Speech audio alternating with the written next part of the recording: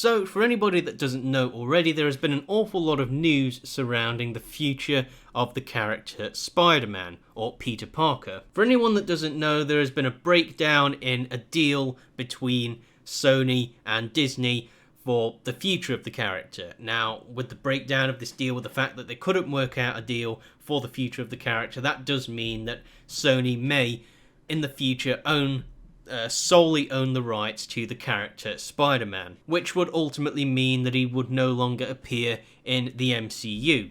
When, however, beforehand, a few years back, they were able to work out a deal for the character Spider-Man to appear in several MCU films. He was able to get his own, or actually two, standalone Spider-Man films, so Spider-Man Homecoming and most recently Far From Home, and he also appeared in 3 other Marvel films as well, including the Endgame and also Infinity War.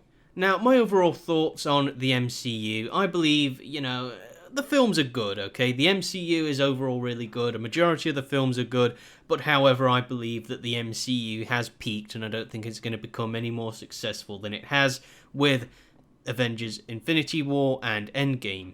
Now, unless they can come up with a new major villain, like another equivalent of Thanos or something like that, or potentially better, I don't really believe there is any direction that the MCU can go, but I guess we'll find out in the years to come what they have planned for the MCU. But the question surrounding Spider-Man leaving or potentially leaving the MCU, I don't really think that decision would be all that bad in the grand scheme of things. If we have a look at the upcoming MCU films, the Phase 4 films, there's a lot of news and rumours going around that they're going to go woke in this phase. Potentially pushing a lot of left-wing politics and all of that nonsense like that. We've seen it with many other franchises before, going woke and pushing propaganda and politics already. And I believe that the MCU is going to be another one of these that potentially does that.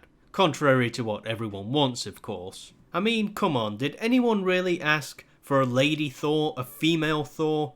I don't think so. I don't necessarily believe that Sony solely owning the rights to Spider-Man will be all that bad. Now, this was apparently rumoured even before the MCU Phase 4 was announced. If we go back to June 2019, Tom Holland hints there will be a gay Spider-Man in the next few years. Yeah, definitely if you look back, I don't think it's bad at all that Sony gets the rights to Spider-Man.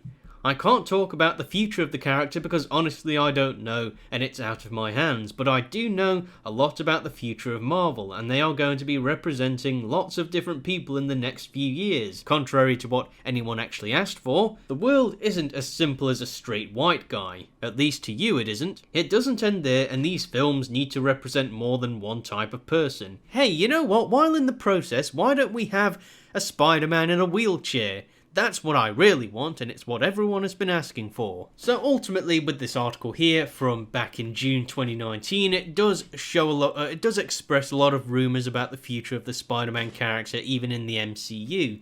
So when you look at this, in the grand scheme of things, I don't really think it's that bad that Disney no longer can do Spider-Man films. At least in my opinion. I guarantee if Disney had full control and full ownership of the rights to Spider-Man, they probably would have went forward with something like this. This is backed up even more by an article that I came across that was actually posted back in 2015. Spider-Man needs to be white and straight, say leaked Sony emails. I can already hear the sounds of a million SJWs crying out at such wrongthink. Peter Parker and his alter ego Spider-Man must be heterosexual and Peter Parker must also be Caucasian according to a legal licensing agreement between Sony Pictures Entertainment and Marvel Entertainment. The agreement spells out that mandatory Spider-Man traits must always strictly conform to the following list. Male, does not torture, does not kill in defense of self or others, does not use foul language beyond PG-13, does not smoke tobacco, does not sell or distribute illegal drugs, does not abuse alcohol, does not have sex before the age of 16, does not have sex with anyone below the age of 16, and is not a homosexual, unless Marvel has portrayed that alter ego as a homosexual. but Peter Parker character traits include his full name is Peter Benjamin Parker, he is Caucasian and heterosexual, his parents become absent from his life during his childhood. From the time his parents become absent, he is raised by Aunt May and Uncle Ben in New York City. He gains his powers while attending either middle school or college. He gains his powers from being bitten by a spider. He designs his first red and blue costume. The black costume is a symbiote and not designed by him. He is raised in a middle-class household in Queens, New York. He attends or attended high school in Queens, New York, and he attends or attended college in New York City. So in this agreement, they were obviously very strict on what kind of character he could be. They were strict on what kind of person he was, and, you know, it had to be very close to the comics, and obviously that would anger a lot of certain people. We know who those people are.